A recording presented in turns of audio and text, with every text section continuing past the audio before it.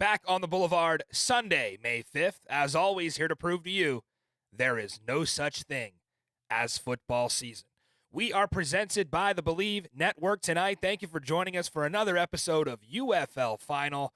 Interesting weekend in the UFL. All the favorites held serve for Michigan. It was right down to the wire, getting another big win. They're literally 2 plays away from being 2-4, but hats off to them being 4-2. Only underdog that pulls it off. Shields up, Lemons up, Snakes up, Kelvin Harmon stock up, and we're up in the standings.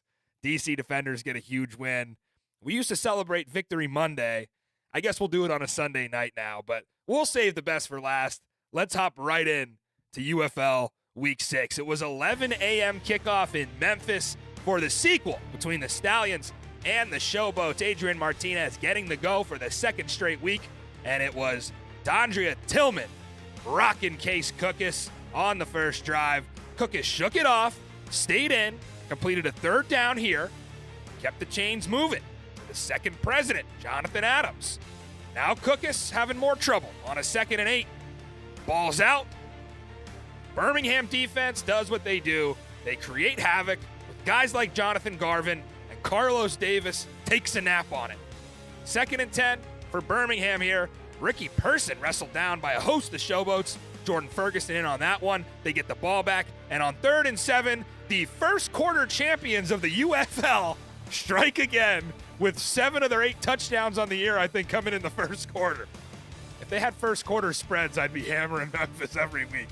Deion Kane trying to answer down the sideline. Nice catch. That Memphis secondary just bad all season.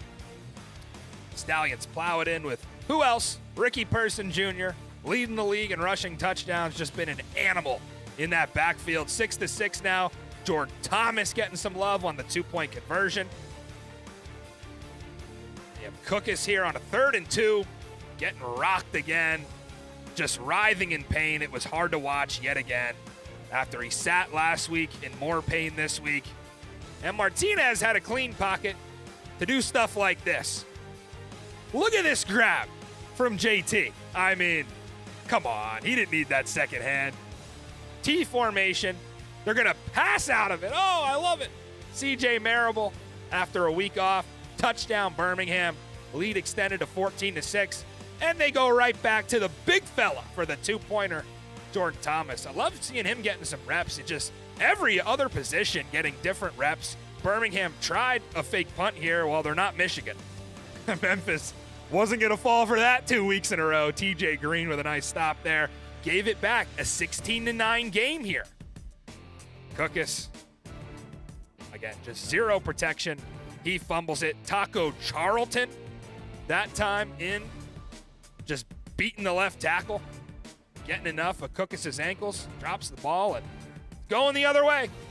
Stallions doing what they do best here. Right before half, Martinez, Marlon Williams, touchdown. I mean, this is every week just dagger right before the half. Kill your momentum. 22-9 for the undefeated back-to-back champs, and it was Martinez.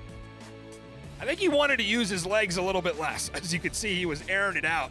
Threw for almost 400 yards. Here was another huge one to Kevin Austin Jr. Big day for him. 100 yards receiving. 79 yards came from just that one. The route was on, folks. 31-9 late in the third quarter. Not a chance for Memphis. They do kick a field goal. Give it right back to Martinez. And listen, he wanted to prove to some folks he could throw it, but that was actually decent coverage there from Abrams Jr. And this was to cash the over. Ahmed misses it. I'm thinking, oh no, I got over 43. Am I going to push? Well, Troy Williams came in. Props to you if you had his under passing yards on ESPN Bet. Under 201.5. He had like 40. Layup of the century and another layup for Kenny Robinson, who's probably going to be an all UFL safety. Birmingham punches it in one more time to cash the over. They cover the spread, 39-21. Memphis gets a few garbage time touchdowns at the end. It was not as close as the scoreboard indicated there. It was much worse than that might have indicated. It was Martinez, 368 through the air, 4 scores. 2 of those go to Marlon Williams. Stallions clinch a USFL Conference Championship game bid where they'll likely take on Michigan. 466 offense. And for the Showboats, ugly yet again. 3 turnovers, 2 fumbles, and a pick. 4th straight week this defense gave up 30-plus points. Again, we said it on Thursday. They can't stop a parked car. Stallions, 39. Showboats, headed to 0-6 Arlington. Showboats, 21. In St. Louis, the Battle Dome was rocking. The Cardinals were playing in Busch Stadium, but that did not stop Cacaw from being the law in St. Louis. AJ seeming to take some sacks on the first drive. Chris Odom does it this week. DC did it last week, taking them some time to settle in, but it doesn't matter when you have a defense as good as Willie Harvey in the Battlehawks unit from Donnie Abraham, knocking over Mark Thompson on the first drive. 4:26 to go, first quarter. McCarron picked off a rare interception from Roby, just the second of the year for AJ and like 170 dropbacks. That was not a fumble. They rule Roby down, although he should not have ran that out of the end zone. 3rd and 9 now, over the middle. Peasy, making it look easy. First down, still scoreless though. 4th and 4. Battlehawks do it better than anybody in the league. They convert 70% of these. Easy money, Steven Mitchell. Across the 40, first down. Now McCarron. Hakeem Butler, chalk. I mean, if you thought Hakeem Butler was going to take a step back after the monster game he had in D.C., you thought wrong. Sorry, TPG. More on that later. Reed Sinnett, Mark Thompson, hit stick, Mike Rose. Every rose has its thorn, and that thorn right in Mark Thompson's side all night. Nice recovery there from the big fella. 6-0 St. Louis. Time winding down. First half, McCarron, Hakeem. Whoop! Yeah, that's not going to end well when you're 6'6". AJ said after the game, I don't know why his ass is trying to jump over people. We're not going to do that again. What we are going to do is throw more balls to Steven Mitchell on the fade. Buzzer beater right before the half. That was a dagger to Houston. 12-0, 2-point pending. Jake Sutherland, screen pass. Easy. 14-0, St. Louis into the break. But Houston marching here into plus territory. Mark Thompson bouncing it outside, breaks 3 tackles along the sideline. They needed more of that from Thompson. He actually got his most carries of the season with 14. Sinnett, 3rd and 20. They get Justin Hall. Beautiful throw there. Houston in business. Early 4th quarter. They've been blanked up to this point, but Sinnett leading them down the field. 4th and 2. Mark Thompson makes a cut. Uh-oh, folks. Dome goes silent. We got a ball game. Houston's defense keeping him in it. Mark Thompson pays it off with a touchdown. They do not get the 2. You can see here, Sinnett struggling in the pocket. No protection. Battlehawks D-line all over him. Peta. 14-6 St. Louis now. 12 minutes to go. Trouble with the snap. Doesn't matter when you got the mobility of A.J. McCarron out there running around like Lamar Jackson. I'm not sure he'd like that comparison. 4th and 1. This was it for Houston's defense. And they stuffed Jacob Sailors. What a game from Chris Odom, former USFL Defensive Player of the Year. Just a monster box score for Odom, the leader of that defense. Houston gonna get it back. Down 8, 10 minutes to play. It's now or never for the Roughnecks. Now or never for C.J. Johnson. Sinnett, ball tipped. Just like that. St. Louis capitalizes on their pass rush. Willie Harvey, Peta, just look at this. I mean, no answer up front for Houston. Battlehawks get it back, and Houston stopping the run. Held St. Louis to just 30 yards rushing. So another chance. 4th and 7. Huge play there from the Battlehawks secondary. Cameron Kelly coming up, laying the lumber on Justin Hall. So no matter what they did, the Roughnecks offense couldn't answer. And if you let the Battlehawks hang in it long enough, they have the best receiver in the UFL. Hakeem Butler, 6 catches, 134 yards, and a pair of scores. That was pretty much 90% of the Battlehawks pass game. Last-ditch effort here for Houston. Not going to work out. 5 straight for the home Hawks. 3-0 in the building. The loss to Michigan seems like a distant memory. It feels like last season at this point. This team may have taken a bit of a step back offensively, but you rebound going into Birmingham and you try to play your best game of the season there. For Houston, try to get Mark Thompson going. He did have 45 yards and a touchdown. Chris Odom came up huge in the box score for them, but it just wasn't enough for a team that only got to the red zone once. A.J. McCarron, 255 and 3 scores, did have the pick, but the Battlehawks defense, the story yet again, holding Houston to 134 pass yards, 6 catches, 134, and a pair of scores for Butler. It's Battlehawks 22, Roughnecks 8. In the Sunday's action in Ford Field, Arlington, Michigan, Renegades, gotta get a win. This is the spot they can do it after a tough loss to San Antonio. Well, Danny Etling, 1-0 as a starter, wasn't going to make that easy, and neither was Marcus Sims, who belongs in the NFL. This man does it all. Spectacular catches, route running, speed. He's got it all. Get him in the NFL. And here's Etling finding another receiver, Sayosi Mariner. Touchdown, Panthers. Right off the bat, they lead at 7-0. Perez trying to answer. 7 minutes to go first. Throws it away on 3rd and 9. Now teams trade field goals. It's 10-3. Arlington with it back. They pick up a 3rd down from Tyler Vaughns. In the red zone, Lindsey Scott flips it to Day Hunter.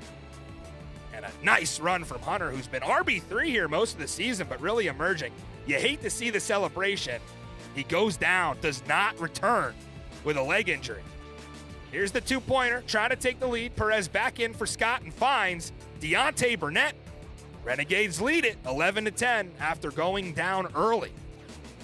Right before the half, 3rd and 5. Perez off his back foot. Javonte Payton going up for it. Beautiful snag, redeeming himself from an early drop to catch that one. Payton. Renegades are knocking. Across the middle, Sal Cannella finding the end zone. But wait, they call OPI. Kai Nakua thought, hey, hold on. They did use a super challenge. Bob Stoops converts. They reverse it, call it a touchdown. 17-10 Renegades. And right before the half, Michigan does what they do. Heads up slide from Matt Colburn. That gets Jake Bates in just enough range. And the earthquake hits from 60. I mean, you gotta be kidding me. If he could just kick outside, where he was 1 for 3. But I'm not here to talk about Jake Bates. I'm here to talk about Danny Etling, who might be emerging as one of the better quarterbacks in the UFL. You see a 3rd and 16 there. 3rd and 11, doesn't get much help from the offensive line in this one. Arlington, 17, Michigan 16 after they settle for 2 more Bates field goals. Renegades get it back. Deontay Burnett comes up big on a 3rd down late in the 3rd quarter. Into the 4th now. End around. Payton looking for his first touchdown of the day, doing it on the ground. At this point, Arlington gonna go up 7. Try the 1 to go up 8. Up the middle. Davion Smith gets in from a yard out. 24-16. Here we go again, Renegades fans. Leading in the 4th. No lead is safe when you're the Arlington Renegades, although they fought hard. St. Amour there with a sack. 24-16. Michigan trailing by 8. When you're on 3rd and 7, you go to Marcus Sims to bail you out. Michigan ended up with a field goal, and they stuff Arlington on a 4th and 1 to get it right back. Perez could not believe it. Michigan D-line, even without Daniel Wise eating up. And here goes Danny the Jet Etling down the sideline. I mean, what a run to put Michigan in the red zone there from the QB. Wes Hill's going to finish it off with a score. Michigan takes the lead. 25-24. They try the 2. It's an important 2. Got to go up 3, but Donald Payne, captain of that defense, coming in big. Here's where things got interesting. 2 minutes to go. Arlington down by 1. They go to Cannella. 3rd down. They go to Burnett. 1:22 to go. New series of downs. Now we just need to run out the clock and kick a field goal. Davion Smith fumbles it. But wait, the center. Jake Glacina falls on it and saves the day for Arlington. This ball came out, almost a disaster for the 0-5 Renegades, but they lived to play another down. And here's where things got hairy. Michigan has 3 players jump off sides. Perez thinks free play, going to the end zone. But wait, do you see a flag? I don't. Luis Perez sure doesn't. Perez is out of his mind right now. He could not believe that. I couldn't believe it. Let's take a look at the replay, folks. Arlington was hosed. This has to be called. You have to call that, or else Perez is not going to throw it to the end zone, which set up a 48-yarder for Jonathan Garibay that he was going to hit. But look at the clock. They gave Michigan a free timeout by trying the free play because that offsides wasn't called. And now you got to kick it deep to Marcus Sims. He drops it, which sets the kick coverage team off a beat.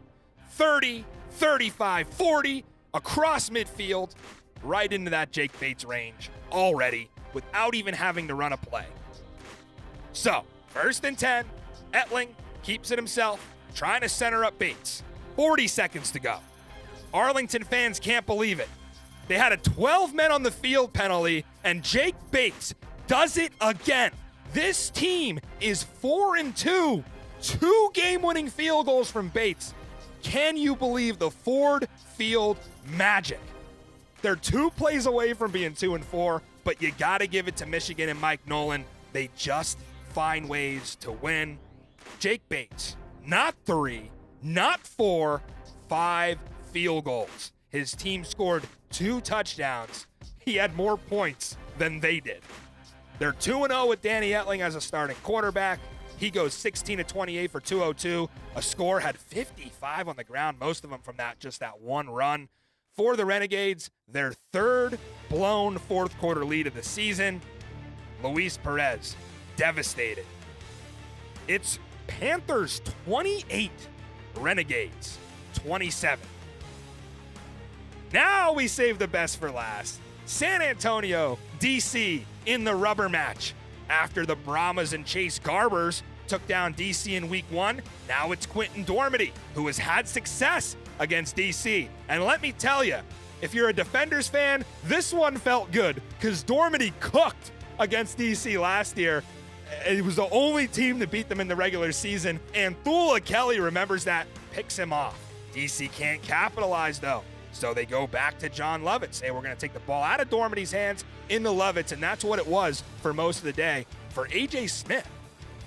Here's Dormady, across the middle, Justin Smith, stopped at the goal line. They're going to go for it on 4th and goal. Not going to kick the field goal. Huge stop. Niles Scott, Derek Roberson busting through the middle there to prevent a touchdown. 2nd and 6 now, DC going with the RPO. Ty Scott getting the start today. He capitalizes on that one. 2nd quarter now, that's a backwards pass. That's going to get picked up. A.J. Hendy into plus territory. Zaquandre White just not looking to pounce on that. Not sure what was going on for DC early. They kept feeding John Lovett, who just kept trucking people. I mean, Lovett, just one of the best running backs in the NFL. UFL out of Penn State. And Ryan Big Toe Santoso going to convert on a field goal to open up the scoring. Brahmas go up 3-0. Zook saying, why'd I take this over?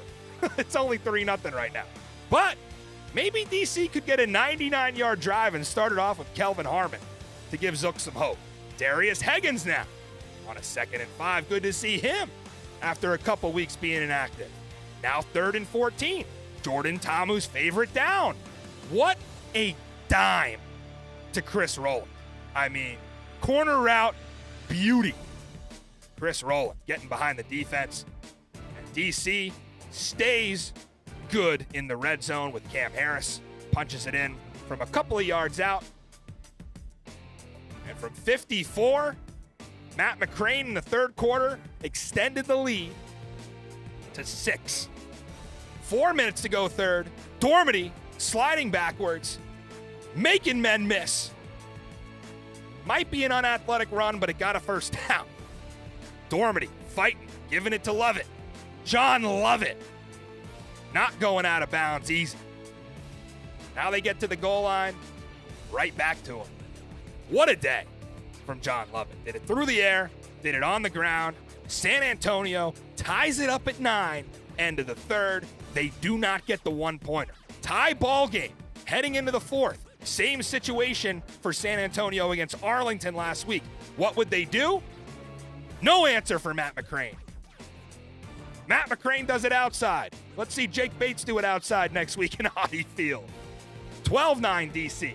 3rd and 4, right back to Lovett. 23 carries, a $153, set a UFL single game scoring record. But when DC needed to stop there on 3rd and 3, they got it, bringing out Santoso to tie it up from 40 with 7.5 to go.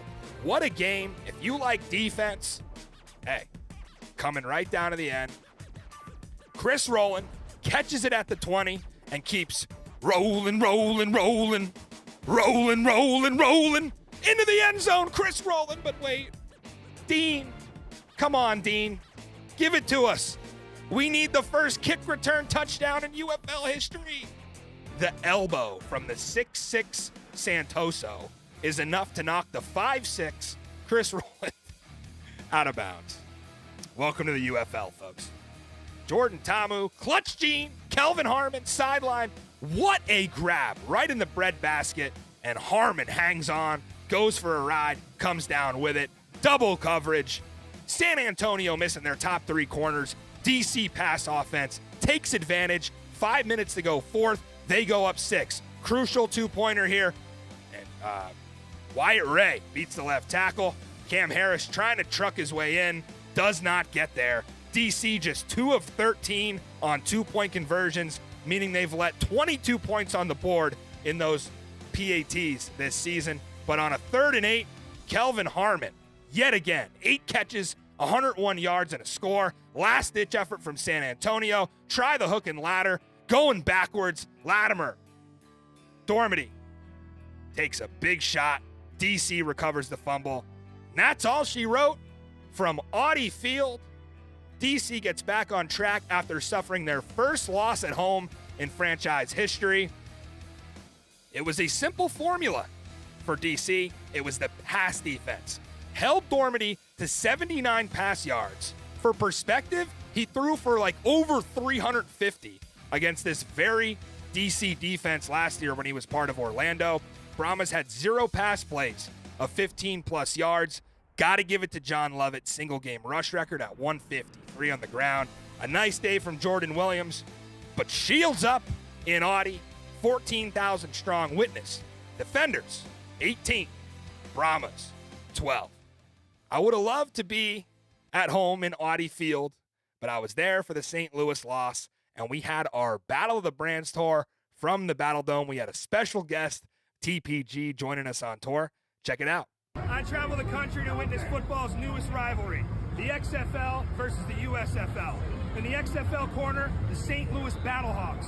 In the USFL corner, the Houston Roughnecks. Welcome to the Battle of the Brands tour. Yeah!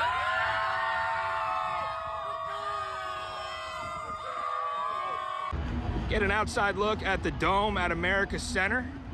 Opened in 1995. Obviously, first tenant was the Rams. Now home of the Battlehawks. Gotta be honest, every time I come to St. Louis, I'm more shocked by this tailgate atmosphere. It doesn't feel like the UFL. It feels like college football out here. Yeah. All right, we got a special guest today. TPG in the house, let's go. He's here. Let's go inside, take a look at the Dome.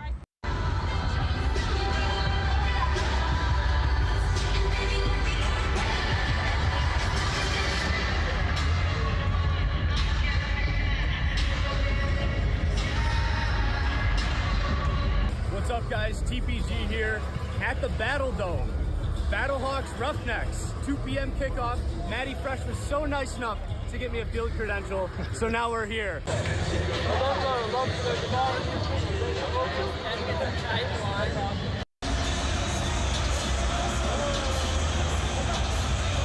All right, we got kickoff here in the Battle Dome. Best seats in the house, up here on press row. Free waters, can't beat it. I hope so.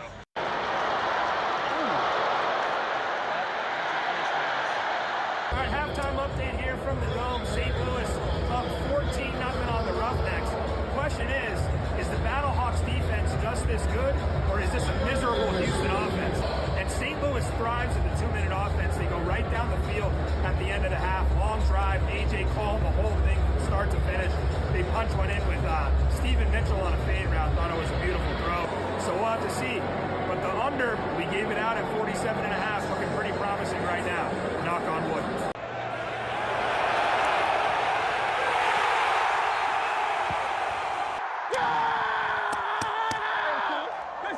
All right, we're here from the Battle Dome, post-game wrap. Battlehawks win their 5th straight, 22-8 over the Houston Roughnecks. This game started really slow, and we kind of thought it would. That's why we were on the under. This was our highest total of the week, and we end up with 30 points. I think it was 48.5. So, yeah, I mean, St. Louis struggled to run the ball. That's something they've been able to do. They kind of had to lean on AJ and the receivers. They were also missing 2 offensive linemen. So that Houston defense was doing everything they could early.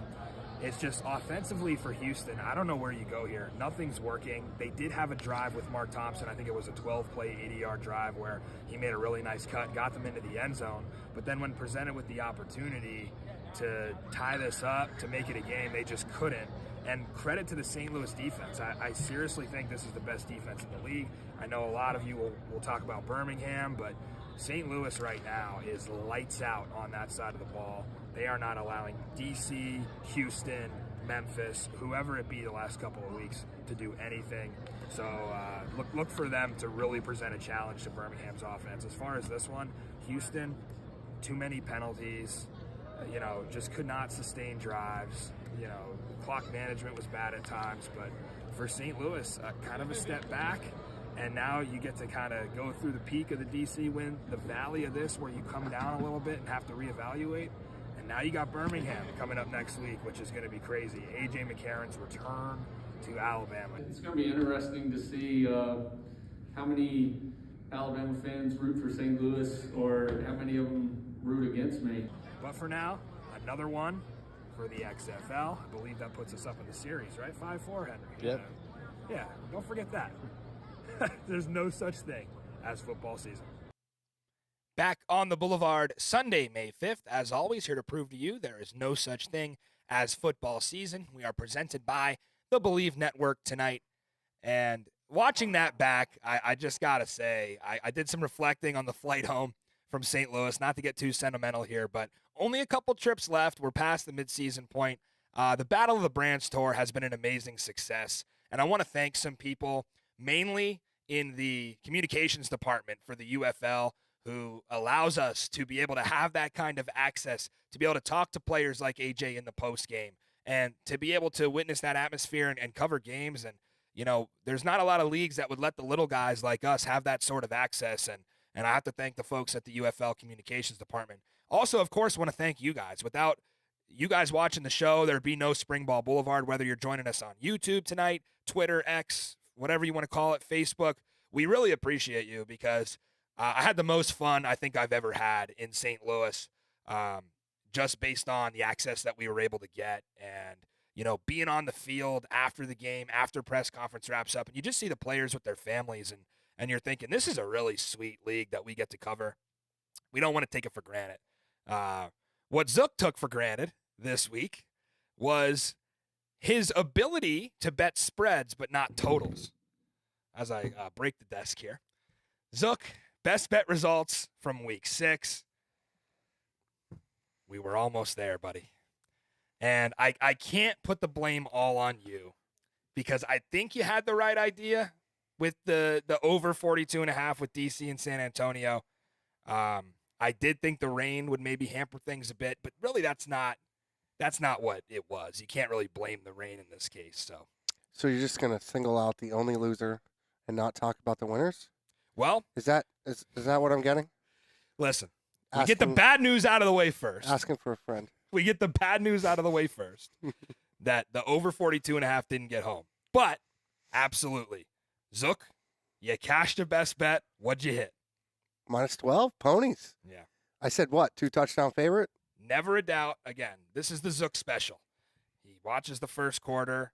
This time, first quarter was okay. I got to watch the second quarter. You know, Memphis is the first quarter champions of the UFL. I took this bet thinking that Corral was going to start, Didn't matter. and you text me, "Oh, Martinez is playing," and I Yeah. was like, "Even better. Even better. Right. I like this a lot more now." How many more points is he worth for you when you're capping a game? That's hard to say. Yeah. But yeah, it didn't matter. You know, a little weird in the first quarter. Birmingham started slow, but yeah, by halftime it was a wrap.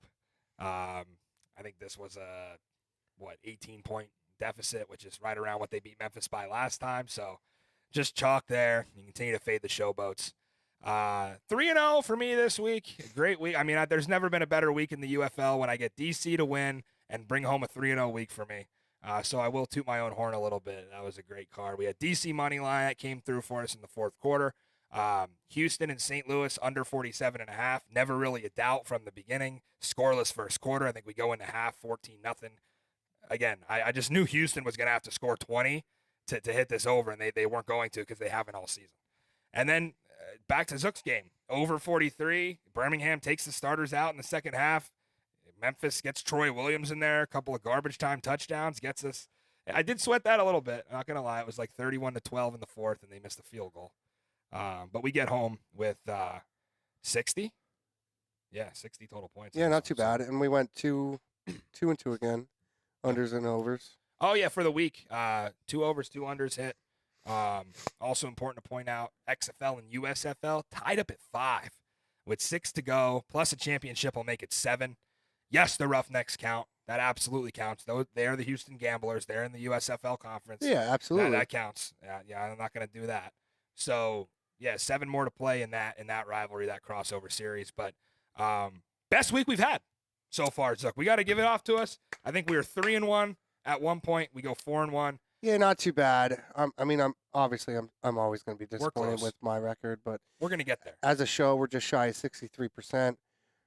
And we are knocking on the door for an undefeated week. I don't care if it's 2-0, 3-0, 4-0, 1-0. I've made up my mind. I've made up my mind. I'm not betting Totals. on the last game of the week. Oh, okay. I thought you were going to say totals.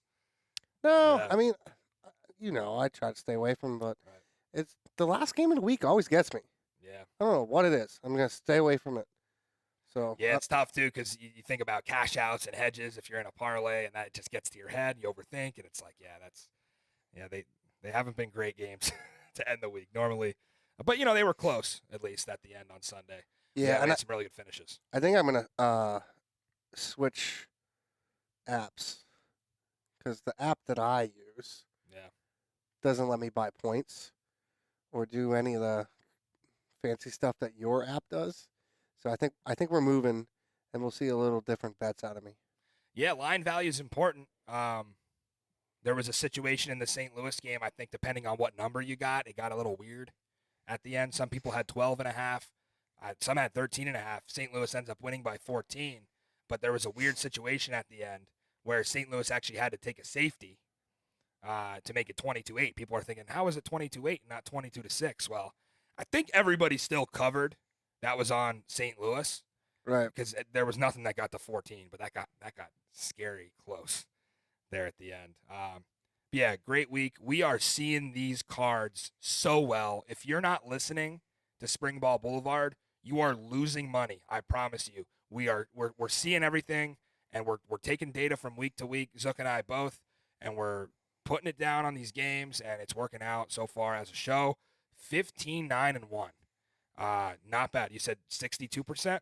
Yeah, 62.5. Yeah, and that is, you ask any better, that's solid so far. Now, we don't want to have a hangover from this, so we're going to go full steam ahead into week 7, and there's going to be some value. You think about some of the Right, and games. just remember, when we make plays, we're not just making plays to put them on the show. We're making plays because we actually believe in them. Betting real money here, folks. Yeah. If it's on the screen, we're betting it. So How else do you think we keep the lights on around here? But if you are a sports book and you'd like to sponsor Springball Boulevard, please we're here. email us at mattyfreshtunes@gmail.com. I Or probably Z shouldn't Hop have gave out my Productions. email. Yeah, do that one. Actually, you know what? We got a new email. Email Springball Boulevard, BLVD. That's right. We're moving on up. I can't give out my email anymore, damn it. All right, that is Best Bets 4-1 as a show. Great week. All right, let's take a look at how our buddy TPG did, the DFS expert. I gotta take a little bit of the blame here for the People's Gambler this weekend because obviously we have a deadline for our show. We go live Thursday night. He has to get the thing in the bin before, some of the inactives and injury reports come out. We really thought Matt Corral was going to see his turn and start. I was a big proponent of Skip Holtz keeping that quarterback carousel spinning. Matt Corral did not take a snap. The People's Gambler had no way to know that, so we're going to call that even at a DNP, and it could have just been Martinez. And if you did take his advice and just start the Birmingham quarterback, you got 42 out of it. So somewhere in between a do not play and a 42. The sit-em, I think Zook has maybe some thoughts on that later, so I'm not going to get into that. But TPG hits the sleeper. I said in 10 weeks, we only need like 2 or 3 of these because they're so hard to hit. You had a guy at 4,100 come in at 14.5 points. That is the kind of thing that can set your lineup apart from more highly owned players. So Siaosi Mariner was a great play from TPG, who hopefully will not have bad luck again and with the inactives and the depth charts coming out late. We'll try to short things up there. But, yeah, that is Best Bets and DFS. And we had TPG's segment. I've been rambling for a while, so now it's time to give Zook some love. 3 things he loved from the UFL weekend. Center. He should be playing for the Grizzlies. 6'7" on the right side. Martinez floats it for Jordan Thomas. Oh! Only one hand necessary. Did it need to be, though? How about Adrian Martinez directing traffic right there? Watch him in the pocket and then get Thomas to turn upfield. The former Mississippi State Bulldog with that big old mitt puts it right up there. Sit 'em. Hakeem Butler. Hakeem the Dream had a breakout performance last week with 147 yards and 2 touchdowns. Butler has racked up over 18 targets over the past 2 weeks, but he faces a roughnecks defense who is second best in the league against the pass, only allowing 180.6 yards per game. Coming in at 9,700, Butler is the second highest priced receiver, and I don't think he is worth the money to roster in your lineup this week. Sit Hakeem Butler. Karen from a clean pocket and on the run finds Hakeem Butler all the way down to the Houston 31. Heavy, JJ, 180, right side. Karen floats it down the sideline. Jump ball! And Hakeem Butler!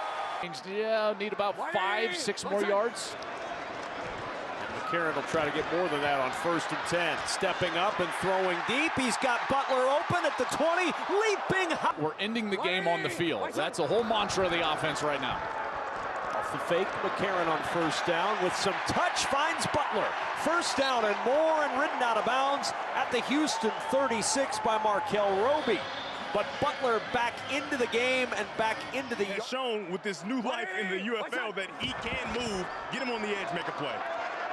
Here's McCarron on 1st down, again going up top for Butler. Hakeem Butler may have just salted it away for the Battlehawks. Football guys, that if your name's Cole and you play center, you're just good. That's just the way that it goes. And this guy Cole Snyder's playing better this year than I ever even dreamed about playing. But we got to talk about this first and foremost. I asked one of your teammates about you, and he said he doesn't ever wear a shirt, and that was it. What in the hell is happening here with this outfit? It looks like a whole lot of magic to me, Cotton. I think there's a lot of things going on there. It's pretty special. It's not just for the team. It's not just for us. Is this an overall? Is this a zip-up overall? It's a 2-piece overall? Like, what are we doing? Dealer's choice, really. I mean, it could be whatever you want it to be. Use your imagination. Last time you put a regular shirt on? What year is it? 2024. Yeah, I'd say it's been some time. Hey, your Coach D even wanted me to talk to you about this. He said, have some words with that man. We need to figure out what's going on. Don't let him lie to you. He likes it. He likes it. Hey, it's all part of the game. It's all part of the game. We love it. We're having a good time. We're playing football. Can't beat that. You are playing football at a high level. Just kind of give us, what's the secret sauce for this offensive line? Oh, I would say brotherhood for sure. We're a tight-knit unit. A lot of the guys that like to play ball. I mean, you got my guy D here, got a little D here. We got Italian D. I mean, he's trying to get my cameraman's tights. Anybody else want to chime in on the outfit for today? Anything? He's getting fined for getting interviewed during the game. Oh, I'm sorry. I'm costing him a fine, fellas. I'll have to step away. I'll take that accountability, brother, but I appreciate it. Had a blast, and charge on, giddy up. Tell me Cole Schneider isn't the Jason Kelsey of the UFL. I mean, that is Kelsey reincarnated right there. And good to see the O-line getting some love. I know the kickers got a lot of love early in the season. Now the Hog Mollies up front getting their flowers. It must be nice, man, to be Birmingham, just chilling up 27 in the third, hanging out. You know, that looks like a lot of fun. I think I'd like to be part of that. Yeah, just, what is that, like a $1.30 interview? Just hanging out, getting fined. I mean, we might as well be sitting there with the boys drinking beers if they had them. You know, like at that point, Birmingham, 6-0. I can't believe how relaxed and everybody looks for the Stallions. They never have to sweat a game out. That's going to change, though, in Week 7. We might save a lot of that for Thursday. I'm getting live text messages from TPG right now. Not too happy with just buried him. And that's your second favorite thing of the week, that one of our own failed. I guess if you say like that, you're a scumbag. That makes it sound so bad. Hey, you know what though? TPG was great. Camera credit to him on the tour reel. Second set of eyeballs for me. He was a great piece of our operation, Zook, and so are you. But, I mean, Springball Boulevard power rankings are, I'm always number one here. But, Zook and TPG, 2, 3, vote on the channel. Wow. Your loyalty might be in question here. Folks. Listen, this show doesn't run without me. He is the producer, director, and owner of Studio Z. I will put Piper in front of that microphone before. If you can't tell, I'm feeling a little cocky tonight because of my best bets. And it's I don't get to do Victory Monday anymore, so this is like Victory Sunday. I only got 3 of these this year. All right, let's react to some games, Zook. Birmingham 39, Memphis 21. Really not too much to say about this one. I guess if you're a Memphis Showboats fan, you're ready to pack in the season at this point. You're 1-5. You're probably the worst team in the UFL. You did get a win over Houston in Week 1, but 5 straight losses. Can't protect the quarterback. Can't run the ball. Start strong. They took the ball. They score. Cookus shook off a big hit early. They do nothing in the second, third, and fourth quarter. They let Birmingham score 22 in the second. They're down like 31-9 at one point. Adrian Martinez looked like Johnny Unitas with his golden arm. They don't force any turnovers. They commit 3 of their own. It's over for the Showboats. So let's focus on the Stallions. Zook, does your opinion change at all anymore week to week on this team? Or is it just we'll see in the St. Louis game, regardless of what they do in these what seem to be glorified scrimmages now every week against their own conference? Yeah, my opinion doesn't change much from week to week.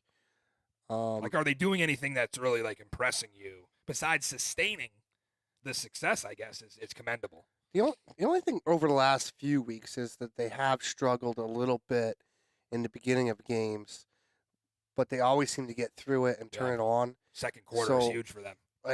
I'm impressed that they go through a little bit of,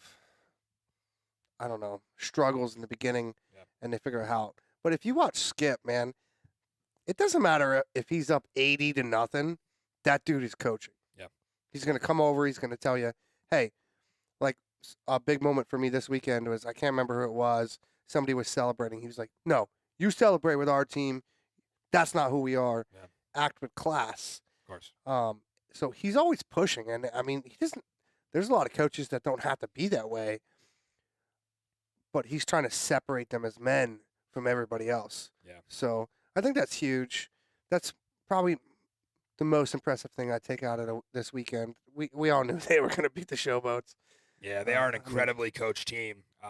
It is that staff, and when you add in GM Zach Potter and the roster that he's been able to put together, it is impressive, and it's hard not to have your jaw drop at Adrian Martinez lighting up the scoreboard for 368 yards and 4 touchdowns. Again, this is a dismal pass defense that pretty much every quarterback outside of Jarrett Garantano has been able to throw for 200 to 300 yards on. So let me bounce that question back at you, though. What are your takeaways? Because I don't want to foreshadow too much to the poll, but I know that they took a dip. You want my take? I want your take. My take is do it against St. Louis and San Antonio. I really don't care at this point. Houston and Memphis are punching bags. And you could look at Houston and say, sure, they had an inspired defensive effort against St. Louis.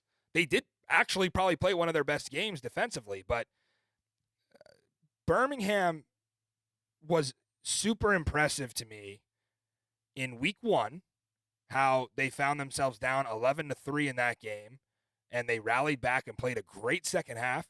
And they also took a huge step forward in the second half against DC, where it really looked like they were going to lose that game, and they found a way to win in a very ugly game. So, yeah, my answer is do it against St. Louis and San Antonio, and then I'll believe. But those are the toughest 2 tests. Now, you're going to have to go to the Alamo Dome. You're going to host St. Louis this week, and they're probably going to be favored the rest of the way.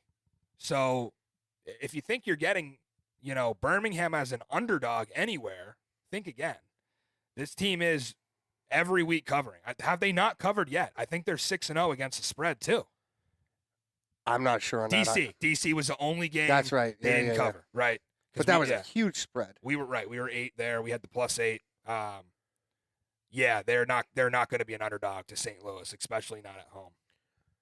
So, yeah, that's my take. I think. Well, I want to touch on one other thing because I think it's important. Moving forward, we just saw Martinez have 2 starts in a row. What do we think's happening there? I know I have my own opinions. We've discussed them off air. But I kind of want you to take me through what you're thinking. I want to admit I was wrong. I was off. I've been pretty adamant that Skip Holtz has this whole thing figured out, even though he's told us that he doesn't. And I trust him now. There were times I was skeptical about what I was hearing in these press conferences, and I asked him the question myself after the DC game. And it just seemed to me like, with him saying that's not a question that I really have to get into in this room. I just get into it in my quarterback room. That kind of told me like that he has a plan, but I don't think he does. I think it really is what he says at this point, which is he's going to go with the guy who looks better in practice. And it's hard for me to sit here and say that Matt Corral has any kind of guaranteed start the rest of the way. I don't know what you do if you're Matt Corral to get over Adrian Martinez right now. And listen, for a guy like Matt Corral, you think back on his career, this is tough. This is a guy who comes into Ole Miss as a 5-star freshman out of California, hotshot quarterback, going to take over in the SEC. He loses a starting job to Jordan Tama. Okay, you're a true freshman. So what? You got to sit behind Jordan Tama. Then Jordan moves on. Matt has a really rough sophomore year. He gets benched for John Rice Plumlee, who was like basically a wide receiver. He ran for like 300 yards against LSU. He couldn't throw the ball. And Matt's sitting there thinking, I got more talent than this guy. I'm having a bad year. He takes over his junior and senior year at Ole Miss, does enough to get himself to the NFL draft. 3rd-round pick gets hurt.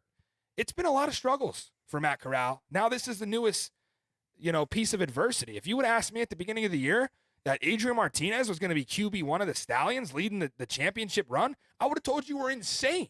Corral's better than Martinez, and it's just not coming to fruition for Matt Corral. The only case I would make is, will he get traded? I don't see them accepting a trade, honestly. I don't care who you give up. Why would Birmingham give anybody Matt Corral at this point? Even if it is like, I don't know, crazy. Anybody. Like, it'd be crazy too. Who really needs a quarterback? I mean, I guess they could all use Matt Corral. If you drop Matt Corral anywhere else, how many quarterbacks are better than him that are starting right now? Not many. I'd say 3. Probably, AJ, Tamu. It's hard to even think of a third that I wouldn't start over Matt Corral. So how good could Michigan be with him? Like a team like that. I think about, honestly, San Antonio. Yeah, absolutely. Birmingham would never do that deal. But, A.J. Smith's constantly looking at recreating P.J. Walker. Yeah, that's Matt Corral. Absolutely. So, but every team's owned by the league.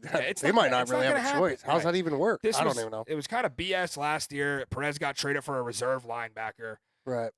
We saw what was going on. It was more of a mutual release and a pickup than it was a trade. They had to frame it as a trade. And then somehow Arlington got the first pick out of that trade because they ended up with the first pick. They got Lindsey Scott Jr. Right. I don't know. I will say this, though. Yeah. I'm impressed with Corral.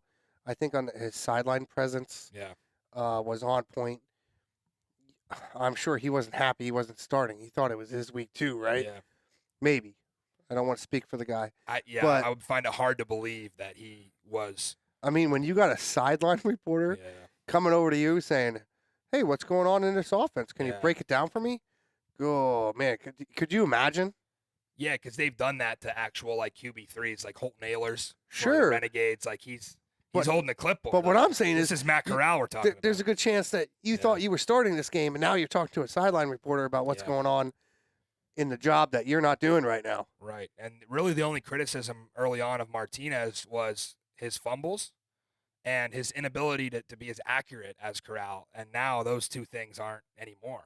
He's not fumbling the ball. In fact, he only carried it 5 times, which I'm sure if you're Adrian Martinez, you don't want to take 20 carries, right? That's not ideal for you and staying healthy and trying to go into NFL minicamp this summer. So he does it through the air, 368 and 4 touchdowns. And I get it's Memphis, and he's thrown for over 700 yards in those 2 games combined against this terrible secondary. But yeah, it's Martinez next week. It has to be. I think you prove a really good point, Zook, that you've been talking about for the last couple of weeks, which is that this is so important if somebody gets hurt. This is what can win them a championship that other teams just don't have. And I guarantee you, all of the 8 starting quarterbacks are hurting right now. And the one that seems to be the healthiest, Adrian Martinez and Matt Corral, because they've been able to shoulder each other's load. You see Jordan out there today getting killed, AJ taking hits. Case Cook is in the grave by now. I don't know how he stands up. He probably wakes up in the morning. That poor guy. And needs help to get out of bed. It's just Perez is getting killed. All these quarterbacks are suffering from some really tough defensive lines and not that great O-line play. Right. And like you're saying, they're splitting snaps too, so they're not playing. They have almost a week off to recover. They have a bye week every other week-ish. Yeah. You know what I mean? It's not that way this week. No. But they're almost getting a bye week in between. Yeah. And you know how good that is for your body. Yeah, and AJ said it. It makes it easier that they are playing them wire to wire. And even in a game where they're up 30, they're not yanking Martinez and putting Corral in. I think that's super important. And I do. I'm 99% sure, and I've been wrong before, that Adrian Martinez is going to start against St. Louis. But I'm not saying that Matt Corral is not going to play the rest of the year. I absolutely think he will. And I think he'll still have a chance to prove himself to do enough to be a playoff starter. And Stallions fans aren't going to want to hear that. Well, it might be a hard pill to swallow. You can't have recency bias and show me this game against Memphis and tell me that all of a sudden it's automatically Adrian Martinez the rest of the season. Matt Corral would have done the same thing against this secondary. I promise you that. And that's why I'm not mad at TPG for starting him, because it was really more about the matchup than it was the player. Right. So it's Birmingham 39-21. They cover the overhits. Couple of things from the box score. 3 sacks. Maybe Memphis does a little bit better of a job protecting the quarterback, but Cook has still lost 2 fumbles. Let's touch real quick on Cookus, Zook. Did you see the beginning of the game where DiFilippo calls him over on the first drive and he's like, "Oh, you're gonna hate when you watch that. You're gonna cry." He said, "You're gonna cry when you see that." Yeah. And I'm seeing their interaction, and nothing against either of them. But I watched that interaction. I don't know if any of you saw that at the beginning of the game after the first drive. It felt like it was he was like a little league manager talking to a 12-year-old pitcher who just gave up a grand slam. He's talking to him like a child, and I'm like, this is not what you tell your quarterback, not to cry. I get it that he's DiFilippo has a personality. Right. But you see Skip Holtz on the other sideline. He means business. Right. And just seems like times John DiFilippo's goofing around a little bit. I don't know. I don't know if it's goofing around. Yeah. I think it's more I don't being know. himself, I guess. Really, yeah, that's all you really can be if you're a coach. But the problem is, as a player, if you watch like the sideline of some of the stuff that he's saying while the game's going on, like he'll have his hands on his head, like, "Oh, why did you do that?" Like if you watch any of that coverage, you're not helping your guy out by telling him 5 times, "Don't cry. You're not gonna cry. You're gonna cry when you see." You're showing that you don't have confidence in him. Yeah. Or I don't even know. I'm not sure if that's what I'm trying to say. Yeah. I'm just curious if you ask this coaching staff, whose fault is it, Cookus or the O-line? What they would say, because we're all saying the O-line. We are. Are we wrong? Is Case Cookus just not getting the ball out quick enough? And is it not And that could be, but I don't know. There's a lot of. It's definitely bad. I think it's a little bit of both. Right. Probably, and the fact that they can't run the ball. I mean, here we go again. 15 carries, 59 yards.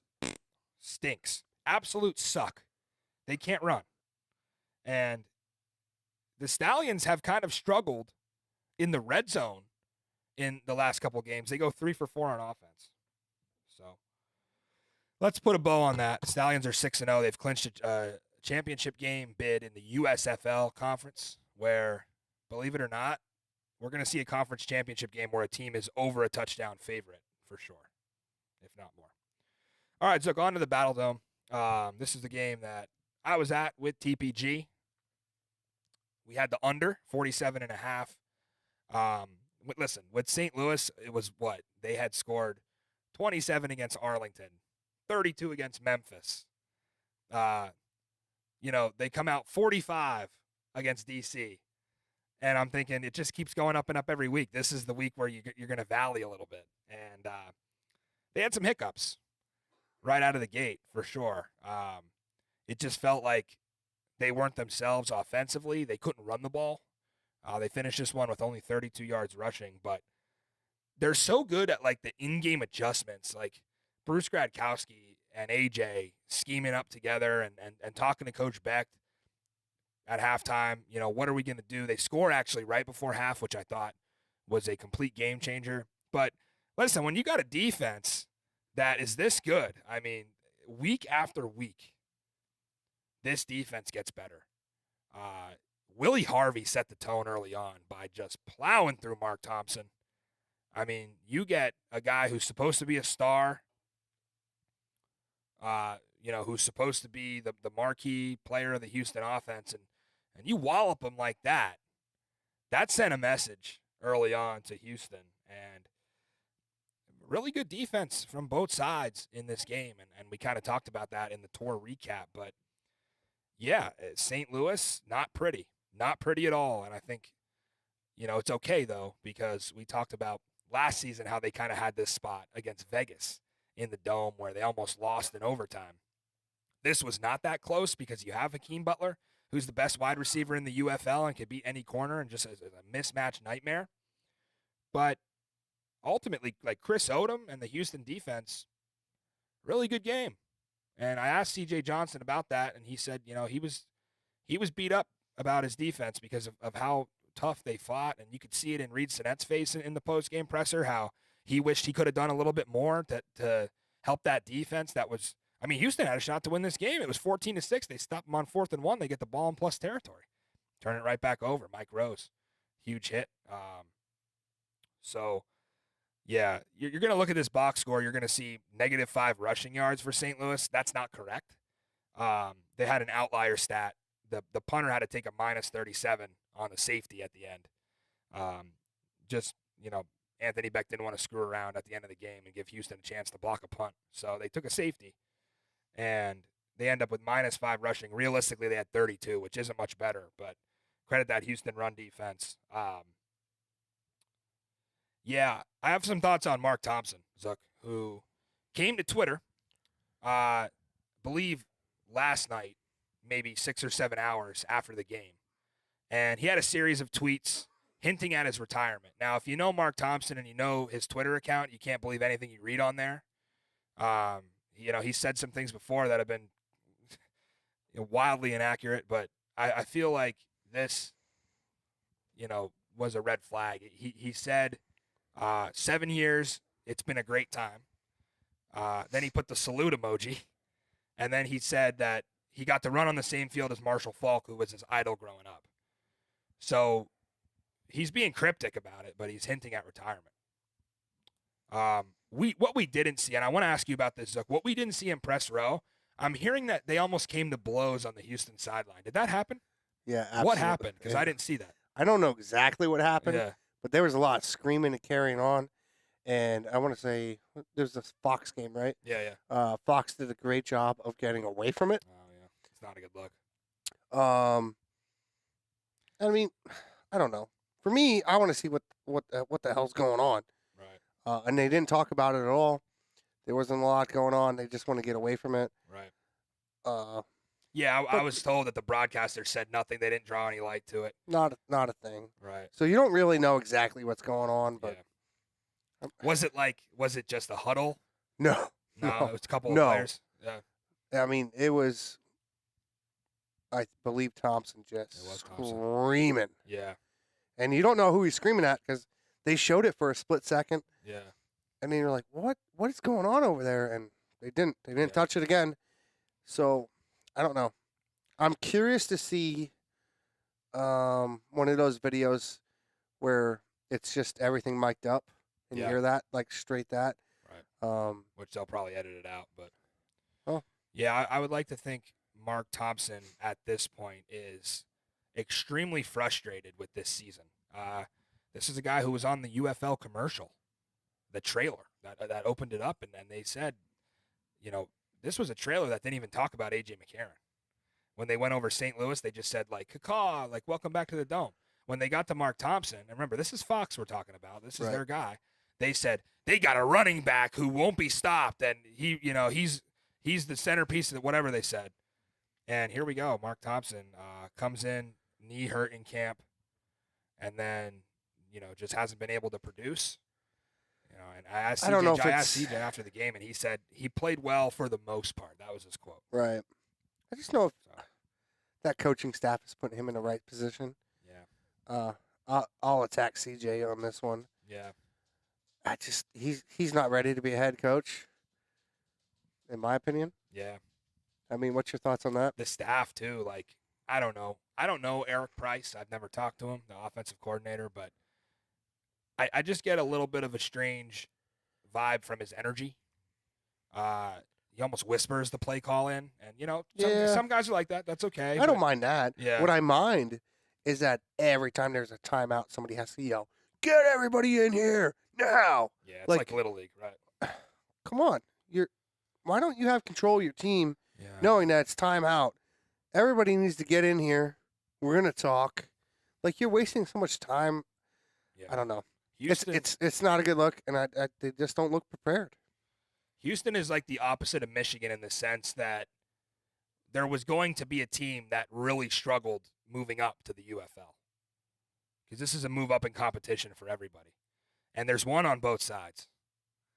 It's the Houston Roughnecks and it's the Arlington Renegades, who have not adapted to this new competition whatsoever. Now, you could throw Memphis in there as well. But I feel like Memphis was probably going to be bad even if it was just the USFL this year. You could say that. You could say that, but remember, Arlington is well coached. They're just losing games. They're doing a lot. You know what, Zuck? I would push back on that. Go ahead. And I love Bob Stoops. Bring it. I love Bob Stoops. TPG may love this after what I did to him tonight. But I don't see a well-coached team in Arlington at all. I don't know how you could say that with them being 0-6. I love Bob Stoops. He's a legend. He's an absolute legend. But that doesn't mean that he's doing the right things. It just but all right. So if you would really want to get into it, when I watch an Arlington game, I'm not sitting there at the end of the game going, "What is happening? Why are you making that call?" Like I do with DC. I'll come right out and say it. They used a super challenge today and they got it. So I'll give you that. And we're jumping to that game, but at the end of the DC game today, I was like, "What are you doing? Yeah. You can't coach your running back to not run out of bounds." And the timeout too. In the most crucial part of the game. Yeah. I don't have those same problems with Arlington. Yeah, there's definitely coaches that are setting themselves apart. I don't think it's a Bob Stoops problem. I think he's largely the CEO of the Renegades, and I think he allows his assistants to game plan, and this is a big opportunity for a lot of these assistants. Bob Stoops has nothing left to prove. He's done this at the highest level. He's big game Bob, and just, I don't know. That's a tight-knit staff over in Arlington. But to kind of put a bow on this one, Anthony Becht is certainly a guy who's not having these problems. He is a rising star in the coaching market. He's going to get college offers in the Power 5 and the Group of 5. He might get an NFL offer or two at this point. He's been so good. His assistants have been great. I think Donnie Abraham should be in the running for coordinator of the year with what he's done with this defense. And Dave Bowler, as your GM, clearly won the draft with what they were able to retool on defense. So what do you think, so if Becht were to get an offer, what do you think his offer would be? I'm not saying it's head coach. Mid-tier college football, something like I'll use Iowa State as an example because his son plays there, but like something like an Iowa State, Big 12, ACC, maybe like American Conference. I don't think it's an NFL offer, but I do. But not a head coach. Yeah, no, head coach. I don't think you can make Really? Anthony Becht a coordinator because he's not a coordinator, right? Right. He never was a coordinator. So it's like it's head coach or nothing. I guess that's why I ask. Yeah, he's definitely the kind of guy who's going to make home run hires. I think he knows everybody. Clearly, like he got a star in Bruce Gradkowski.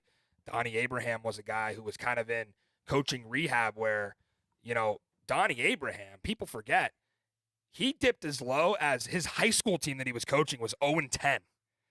Like that is a rock bottom that coaches don't make it back from. He was once in the NFL playing and coaching in the NFL. He ends up 0-10 in a high school team, and now look at him. What a story.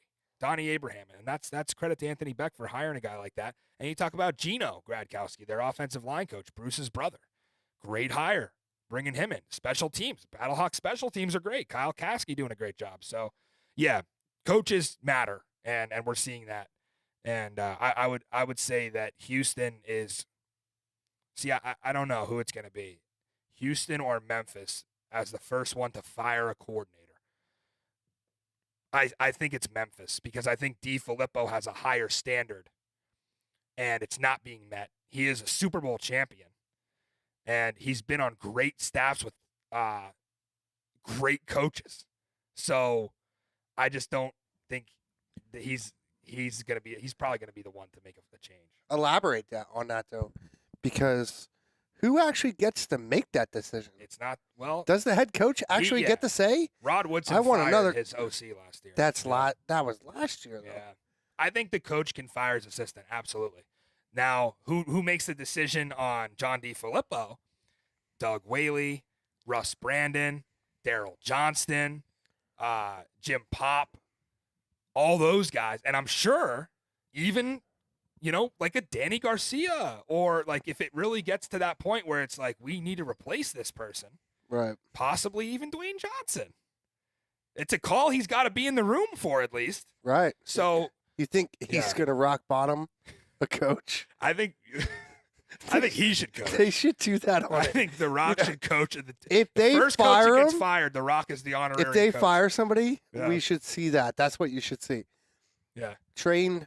It's hey, what? Train CJ how to get rock bottomed. Yeah. It's hey, coach. Right, like you're sitting in the room, coach. What do you think went wrong? Oh, it doesn't matter what you think went wrong. That's right. Did you smell that you were getting fired? All right, move on. I don't know what the hell we're talking about, but let's talk about the Renegades here. Man. First to worst, and that's an understatement. Let's just read the box score to you because you're going to be shocked. Arlington, more total yards. More pass yards. More rush yards. More first downs. At least 10 to 15% better on third down.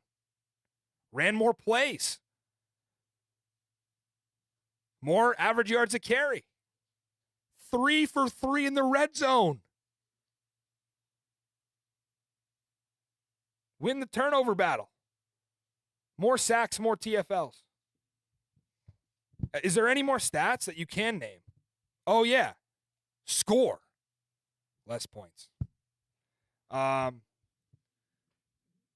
this was your typical Renegades collapse. This is the third time they've done this. They had a chance to win in St. Louis. That would have changed the UFL.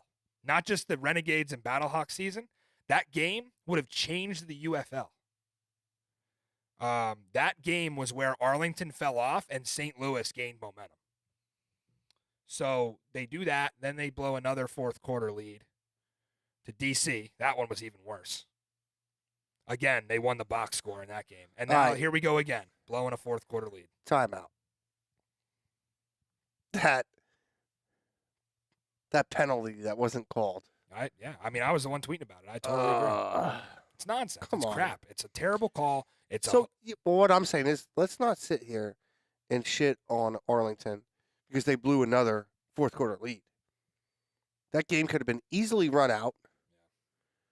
And I'm just tired of making excuses for them. I'm not making an excuse. This is a big one. Yeah. You can't miss that. You really can't. I know. I was the one who, I made sure after it was cut out of the highlight on YouTube, we went and found it and put it back in. 3 guys offsides. And that kind of play, there's no justification for because Luis Perez knows what he's getting. It's a free 5, so he throws it away. Or he tries to throw a touchdown because he knows it's a free play. We saw the same thing in the DC game. Jordan got a free play. He lobbed it to the end zone. Kelvin Harmon caught it, got called for OPI. But I just feel like, and that's what you're supposed to do. But what about the kickoff then? Because you can say, okay, sure, you bounce back, you rebound, you erase that from your memory, you live to the next play, you get a field goal, and then you have a kickoff 60-yard return. I don't know if you can excuse that. That kickoff shouldn't have happened. Well. Yeah, right? Think about it. Would have run I think Michigan had one timeout. That kickoff doesn't happen if that call gets played. Yeah. If that play gets called. If you're not clear about the call we're talking about, this is at the minute 8 mark in the game. We showed it in the highlight. It was a 2nd and 9. Arlington had just fumbled and recovered it on a Davion Smith. He lost it. The center fell on it. They get the 2nd and 9 after the review from that, and blatant offsides. And they didn't have a super challenge at that point. So, Perez lost his mind. I think they were just out of timeouts. We haven't heard the Arlington press conference. I hope somebody asked. I think that's what it is. I think they were out of timeouts. You can't challenge out of timeouts. So you want to flip it, though. Let's talk about the earthquake. Yeah. 5 for 5? That guy just doesn't miss. Yeah. And when he does, he's outside. There's 12 men on the field. Oh yeah, that too. Okay, see here you go though, right? Now you're speaking my language. Sure. Right. There was mistakes made. I'm not saying there wasn't. Yeah. But but you talk about the coaching, that's coaching, 12 men on the field running a J.N.A. Harris off. Yeah, but it's the same thing though. We've been talking special teams. Who's coaching special teams? Nobody. They don't actually have their own coordinator. Not really. They don't. So is that something that needs to be managed better throughout the entire league? Yeah, this was one of those blind, look at the box score, tell me which team won. It's Arlington. And if you do that for the whole season, Arlington's 3-3. So. Right. Well, and I'm more pissed this week because I thought Arlington was going to get their first win. I said it. It was there. We both did, yeah. It was there. Yeah, but you still picked Michigan on the other side. I did. I did not. We got the cover. So. But, yeah, I just feel like at this point, now they're eliminated, right? Yeah, they're done. Or no, actually, technically not, because DC won. So, right, because San Antonio's 4-2. So, it's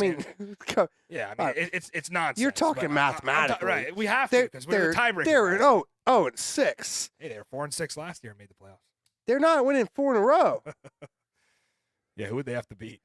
I don't even know, and I don't care. St. Louis again? I don't know if they can win a game. They got to play St. Louis. And we DC, sat here and said they can win 3 to 4 games. I said 3 in a row. I said they would beat San Antonio, Michigan, and Memphis. I don't see it at all. You don't see them winning next week at home against Memphis? Oh. And they may. I'm actually going to, when my pick comes up on screen, I'm just going to put like a slash. Don't care. Our game of the week next week. I don't know, and I don't care. Week 7. Absolute barn burner. Chaos. Showboats, Renegades. Woo! Fired up. Y'all are talking about Stallions and Battlehawks. Who cares? Showboats and Renegades, baby. Sit down on the couch and crack a beer. Maybe get a bottle out for that one. Yeah. Let's talk about Michigan. I think we're disrespecting Michigan. We're talking too much about Arlington. Wow. Mike Nolan finds new ways to win. Another guy with NFL experience. Good staff. I thought Marcel Belfay has things figured out with this offense. And Danny Etling's 2-0, and I think he's better than E.J. Perry. And I think that was a mistake to start Perry at the beginning of the season, although he did go out and beat St. Louis. Yeah, and I was down on Danny, too, and I was wrong. I'll say that. Balling today. I was wrong. He got some wheels. Well. Yeah, he got some wheels on him. And he hit that one touchdown, tight window. Right. Only one way to throw it, and he hits it. Yeah, this is an SEC quarterback we're talking about. Danny Etling started 2 years at LSU. Did it against SEC defenses. Came in the league, played a couple years for the Packers, was a preseason hero. And, yeah, he could play. And I'm curious because they do still have Bryce Perkins behind him, a new signing. Kind of a project, but I think that Bryce Perkins will eventually take over QB2 duties. And he's an interesting guy that you can kind of use like Lindsey Scott and maybe even like a De'Aaron King if you do get in a championship game in the USFL side against Birmingham. So don't count Bryce Perkins out yet. But talking about things that actually happened in the game, yeah, it's Jake Bates. I mean, incredible. He's gone next year. See ya. Like, enjoy him while you get him. I almost wish that at Ford Field they'd get some fans in the end zone so he doesn't have to kick in empty seats. And right. Like they had the pyramid at the shirtless pyramid in Protective Stadium. My concern is that you're still giving up 27 to Arlington. Yeah. And, I don't know, though, because so did St. Louis. You know what I mean? Like that. Even that defense. No, I get it. It's just Perez is playing well. I thought that Michigan defense is where they was at. They didn't really have much of an offense. Right. You weren't sure what you were going to get. They were big play only. Yeah, right? this game ended the way I expected in Arlington covering but losing. But it didn't go the way I expected throughout the game because what I expected is Michigan was going to gouge them in the run game. And you look at it, Zook, 94 rush yards only. So, like, Arlington's run defense actually played one of their better games of the season. You know what happened? What did Hills have? Nothing. 9 carries, 15 yards. They did a great job against him. He did have a 2-yard score. And he's been a monster. Etling led the team in rushing basically off that one big run. It's like half of their rushing total. So right, and he's been a monster. Yeah, and Etling threw the ball well. But no, this didn't go. I thought Arlington would really struggle against the run. But you have to remember, Michigan's secondary was the only secondary to give up 2 100-yard receivers on the same team with Smith and Kirkland from San Antonio. And that showed that maybe that secondary is not as good as we thought because they did give up some real big plays today. And, yeah, I thought Chuck Long had it going, with a good play script. And, yeah, special teams was not good for them. Their pass defense was very iffy. Marcus Sims seems to be uncoverable at this point in the season. But hats off to Michigan. They're 4-2, and I'll say it again, 2 plays away from being 2-4, but they're 4-2. And if you're looking for a future right now for a UFL champion, value-wise, not saying they have a chance, but at 11-1, knowing they're going to be there, that's a crazy price. Right, and remember this. Good teams win ugly. Yeah. I'm not jumping on board that saying they're a good team. No. But, yeah, I mean, you can win ugly and still be a good team and grow. So I think that's important to say. You could make a case that Michigan in week 2 played Birmingham the toughest of anybody. And I would still say it was DC, but DC was gifted some things in that game that Michigan was not. And that was a 1-score game. Birmingham won that game by 7, and it was E.J. Perry inside the 10 with seconds to go with a chance to tie it. So I'm not thinking this is going to be some cakewalk for the Stallions in the USFL title game. This is a damn good ball club, but they're going to lose next week. DC is better than Michigan. Michigan has some holes, and I think they'd be better off playing, as you could see, they'd be better off playing the teams in their conference than crossing over to the XFL side where they didn't look good against San Antonio. They pull this one out, credit that, but they also, I think, they're not good enough to beat DC. So that's that game. And then we had the Defenders. Wow. it's amazing what can happen when you don't spit on people, when you don't false start 6 times, when you don't give up a bullshit fake field goal touchdown to a center, and settle for field goals on 4th and 1s inside the 20. You're better than San Antonio. We figured that out today. Zook will push back on that. Yeah, it's 1-1 in the series. Both home teams won. DC's getting the 2 seed. It's always how it was going to be. San Antonio without Chase Garbers has been a shell of themselves. You can't give the ball to John Lovett 30 times every single week. You got to have a quarterback. And the problem with Quentin Dormady is he's turning the ball over too much. He threw 3 interceptions the week prior against Arlington, and he threw an interception on his first attempt from scrimmage today. So he had all of 67 passing yards. What?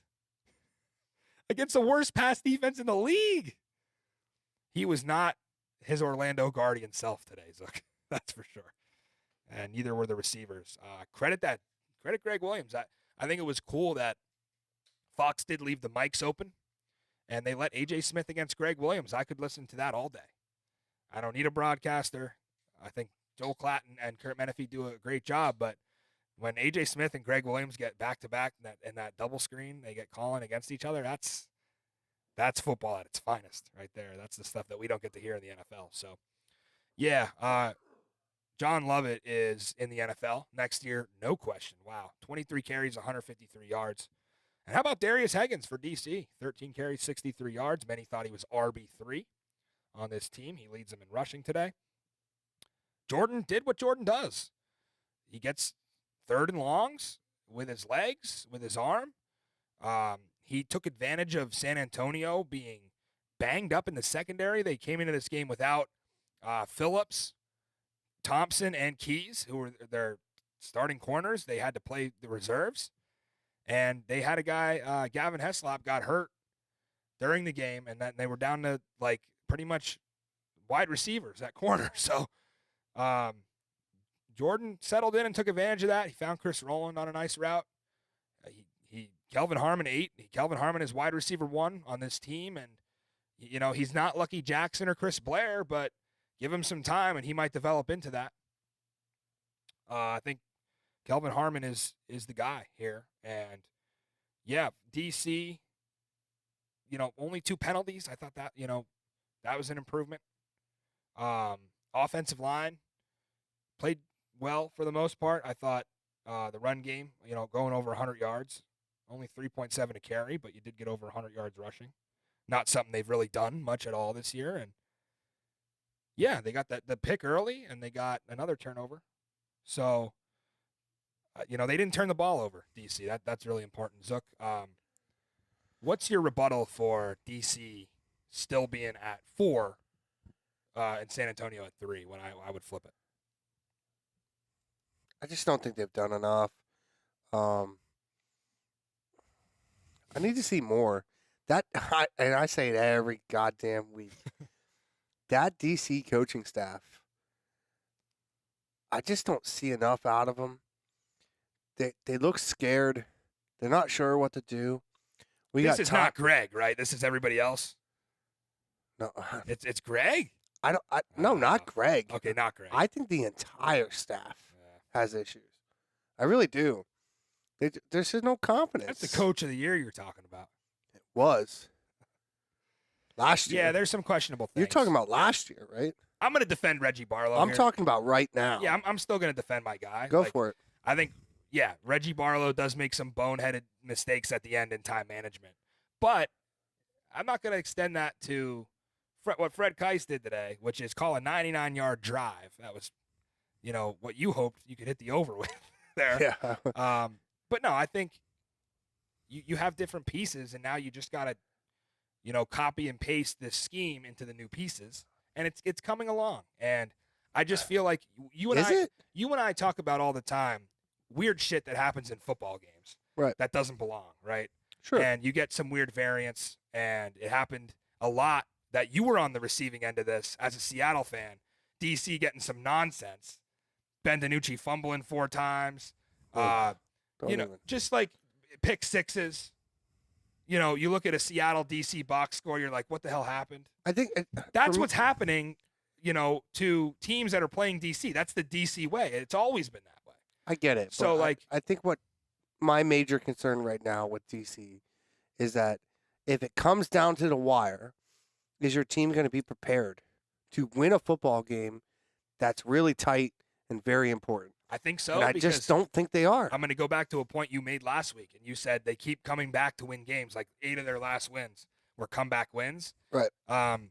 Today they didn't have to do that, but they did against Arlington. First time for everything. Yeah. Jesus. And they almost did against Birmingham. So I think that, they are. I think Jordan has that clutch gene in him, and they were tied up heading into the fourth today. And I think this was a complete game from offense, defense, and special teams. I was particularly not impressed with the run defense, but the pass defense was, they held San Antonio an air raid to their lowest passing total ever, even back to the Houston days. Yeah, well, we could talk all day about San Antonio and what they did wrong. Yeah. They had every opportunity to win this game. And one of the first things you said to me during this game today was like, did A.J. Smith just override Wade? Right? Yeah, I don't know for sure. That's 3 on the board. Yeah. What have I said for the past 2 years? Points are a premium. Oh, yeah. Take them. What are you doing? Yeah, right. And you notice they did the rest of the way. Yeah. Wade was not messing around. He was sending the field goal out. He was punting. But think about that. Think about that. That field goal that they didn't take, and they got nothing out of it. Yeah. Now we're 18-15. You might not be doing a pitchy woo-woo at the end of the game. Right. You're actually going to try to get into field goal range. Right.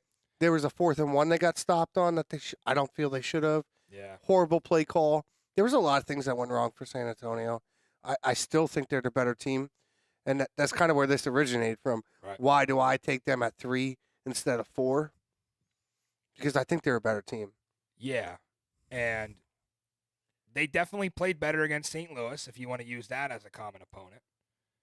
I saw what I saw, and I still think, even though they lost to DC today, I still think they're a better team. I just don't think week 1 matters because St. Louis lost to Michigan that week. Do we really think Michigan's better than St. Louis? So, throw week 1 out the door. But Memphis is another team that won in week 1. Do we care? No. I know what you're saying.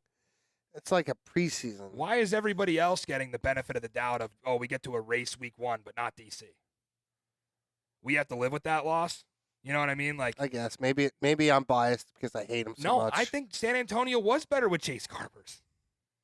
I'm not liking what I see from Dormady. That's true, but you also make a good point, and I don't like to admit this on screen, but they didn't win in the greatest fashion. They had never do. They had a goddamn fake punt. Yeah. to a lineman. Yeah. There's a lot that went wrong. Yeah. And for DC in that game, and they won. They didn't score a touchdown. And they lost. Kicked a bunch of field goals inside the. It's so bad. So I see the other side of it. I just think if I'm looking at X's and O's, San Antonio is still a better team. Here's what I'll give you. Injuries. Yeah. San Antonio right now is between a rock and a hard place in the training room. Quarterback 1 out for the year. Came in with RB1, Anthony McFarland. He has not played in 4 or 5 weeks. Now you've got John Lovett to step up. So you've replaced there. Dormady has not been what I thought he was going to be in replacing Chase Garbers, even though he looked promising in his first start. Last 2, 4 picks. So you have 3 offensive linemen on the IR that were day 1 starters. Your kicker went to the IR, out for the year. Right. Santoso has stepped up to replace him.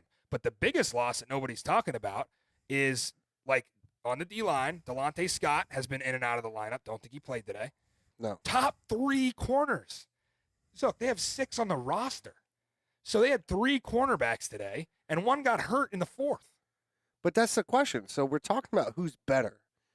And I'll give you that. And San Antonio's brutally beat up. And everything I always hear out of you is, who's better on a neutral field? All right, so let's go to neutral field. Stack it up. Whose run game's better? Yeah, it's San Antonio. Okay. Yeah. It hurts me to say that an air raid offense is out-rushing Whose DC. wide receiver unit is better? San Antonio. But DC is a better team. You could go position by position. No, we can't. It comes together. And you're always going to say what I ask you. You're always going to say what I know to be true, that San Antonio is a better team. Drop us a chat. Who's getting the 2 seed? Because we know St. Louis is hosting.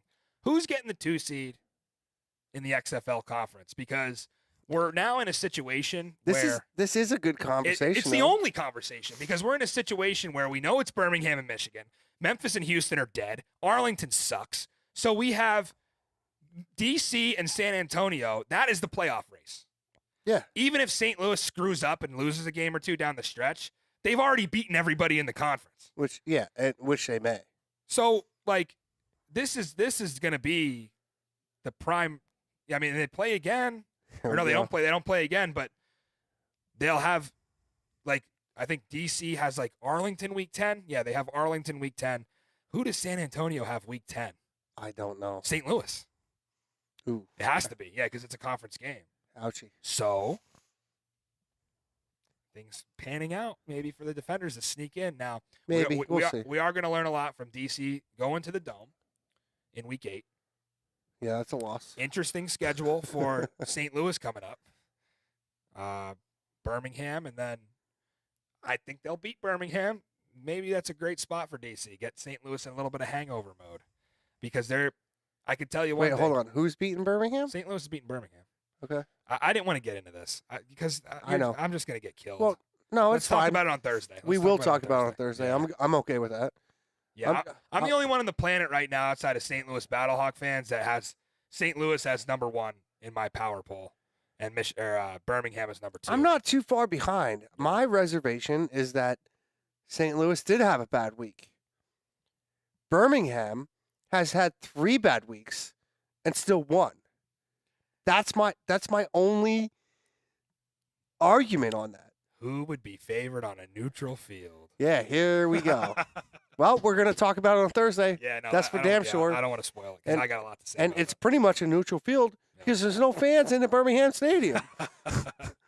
It's 5-5, folks. This is a big one for XFL and USFL. We don't talk attendance on this thing. Hell no. But it is. It's a neutral field. Well, so we're going to find out. I can guarantee you that you're going to have your attendance record smashed, because A.J. McCarron is a bigger draw than the Birmingham Stallions in the state of Alabama. Yeah, but you guys don't want to admit that. You don't want to talk about that, do you? That A.J. McCarron is a bigger draw in your state than the team in your state. Ouch. You don't want to talk about it. You don't. And that may be the case, but it is the case. So what's that get them to? $20K. You think they get 20?